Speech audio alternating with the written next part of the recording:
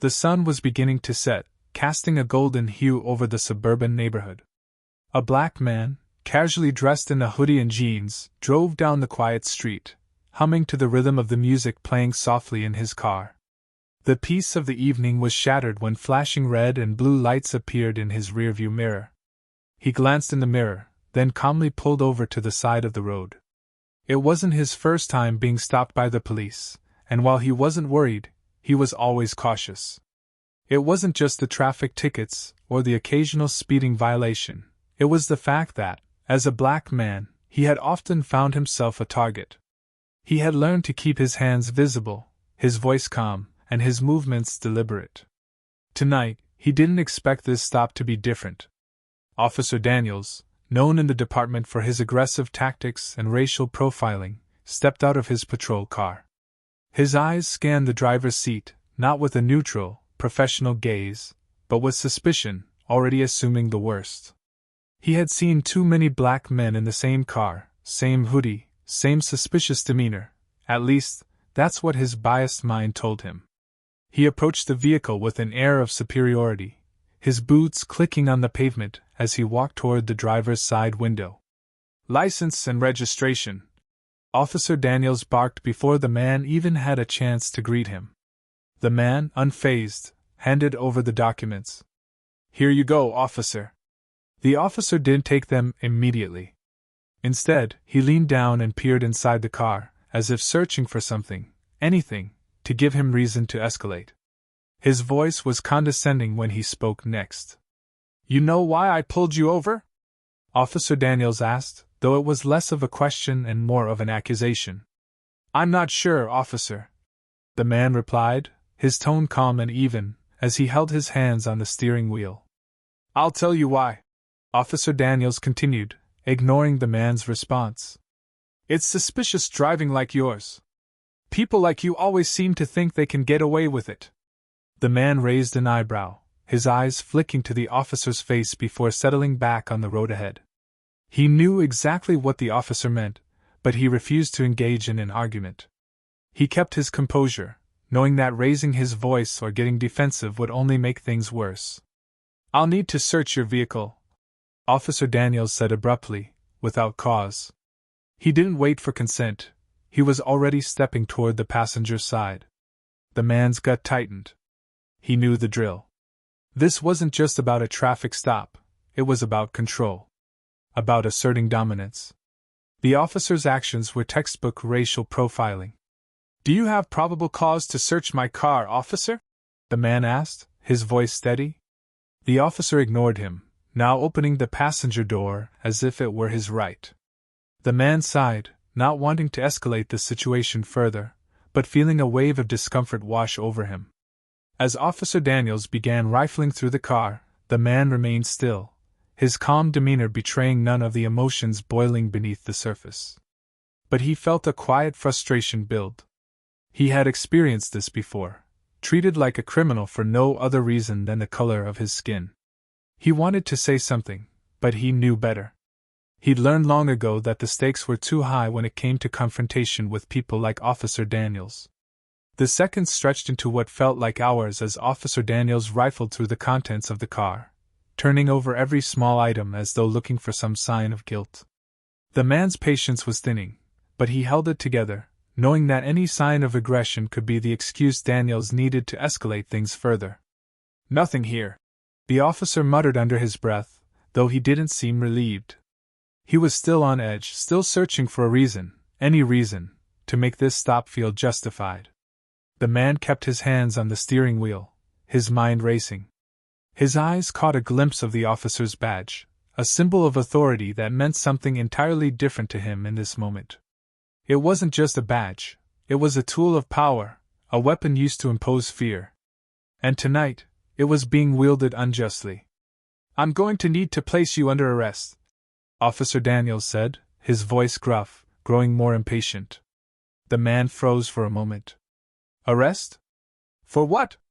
There was no reason, no cause, but the officer had already made up his mind. "What are you arresting me for?" the man asked, his voice calm but firm. He wasn't going to be intimidated. "You're just another troublemaker," Officer Daniels muttered under his breath as he moved to open the door. His hand reached for the cuffs. In that instant, the man finally spoke up, his voice low but sharp. "You don't know who I am?" Officer Daniels froze, confused. What did the man mean? It wasn't until the man slowly turned toward him, his eyes steady but with an air of finality, that the officer realized something that changed the entire moment. "I'm LeBron James," the man said, his words quiet but full of weight. There was a pause, an uncomfortable silence that seemed to stretch for eternity. Officer Daniels blinked. His eyes went wide as his face drained of color. LeBron James, the NBA superstar, one of the most recognizable athletes in the world. The man who had used his platform to fight against injustice, who had raised awareness for racial inequality, police brutality, and so much more. The officer stumbled back a step, his mind racing to process what was happening. His gut twisted as he realized who he had just tried to detain. All the years of bias, all the prejudice he had carried, suddenly, it all came crashing down on him.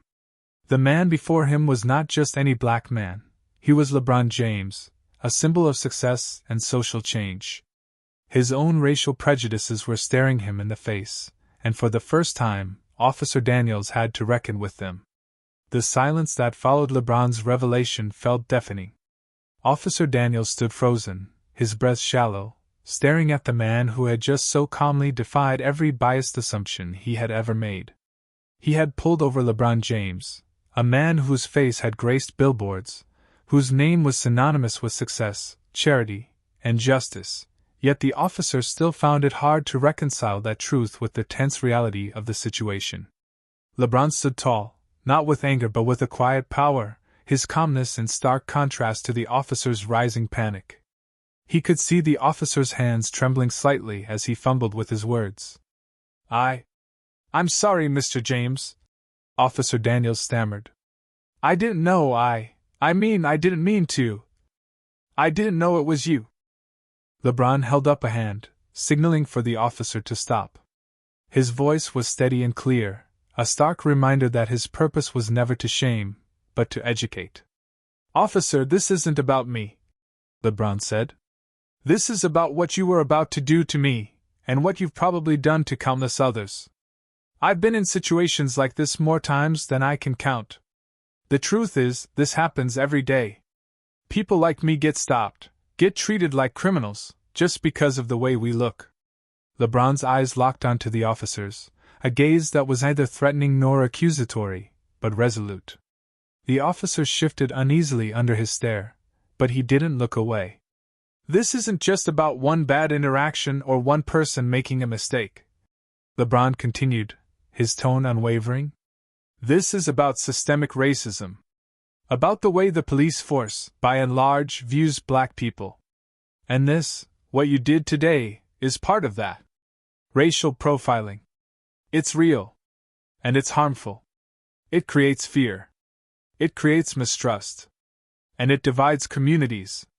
Officer Daniels opened his mouth as though to argue, but the words didn't come. LeBron pressed on, knowing that this was the moment to drive home the point.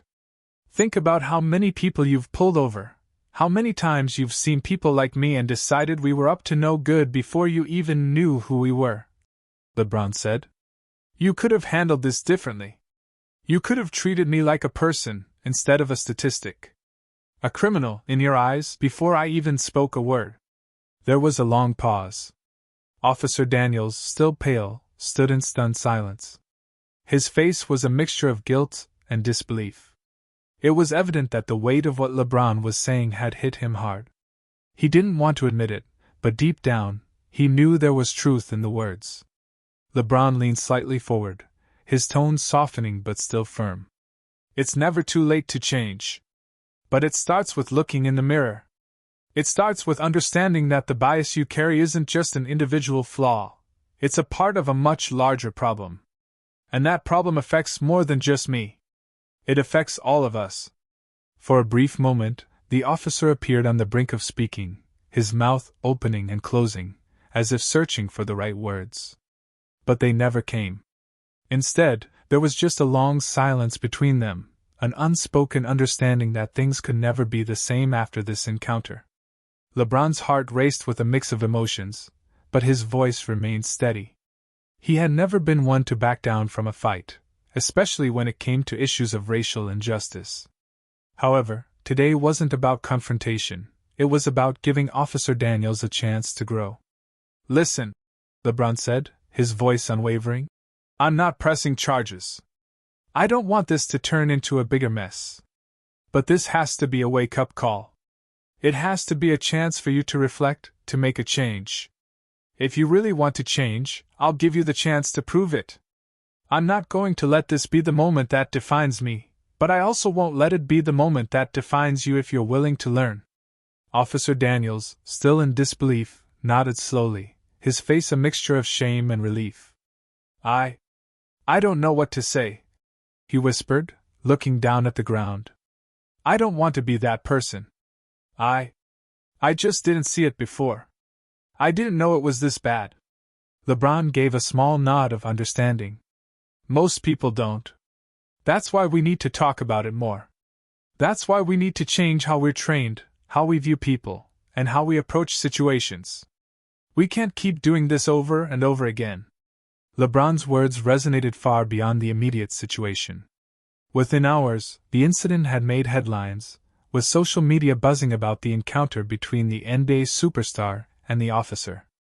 LeBron took to his own platform, not to bash the officer, but to shed light on the deeper issue at hand. He posted a video statement addressing the incident, speaking out against racial profiling and the need for police reform. "It's not about me being LeBron James," he said in the video. "It's about what this situation represents. The fact that it took me, someone with my platform and my voice, for this officer to realize his mistake shows how deep these problems run. But we can fix this. We can make things better. But only if we work together." The video went viral, sparking a national conversation about racial profiling, systemic injustice, and the need for reform within law enforcement. LeBron's words inspired millions, and it wasn't just about the immediate call for action, it was about changing hearts and minds, one conversation at a time. As for Officer Daniels, he took the opportunity seriously. Over the following months, he underwent mandatory training focused on racial bias, community relations, and the power of empathy in policing. He began to reflect deeply on his actions and started attending local discussions on race and policing, where he slowly started to undo years of ingrained prejudice. The incident became a turning point, not just for Officer Daniels, but for the community at large. It wasn't a perfect resolution, but it was a step in the right direction. The story ended with a message of hope. Change is hard, but it's possible. And sometimes, all it takes is one conversation, one moment of reckoning, to spark a shift. LeBron's ability to show grace in the face of injustice, and his commitment to using his platform to drive change, inspired countless others to do the same. And though the fight was far from over, that moment proved that even in the face of prejudice, redemption and growth were always within reach.